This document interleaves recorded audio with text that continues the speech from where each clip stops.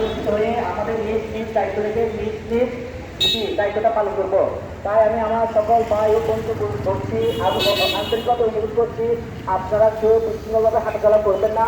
আপনারা সারিবদ্ধভাবে লাইনে দাঁড়ায় যান। আপনি অলরেডি লক্ষ্য করছেন আমাদের যারা প্রেস মিডিয়ার বাইরে আছেন ওনারা আমাদের কভারেজ নিচ্ছেন। এই কভারেজ কিন্তু বিভিন্ন মিডিয়াতে যাবে।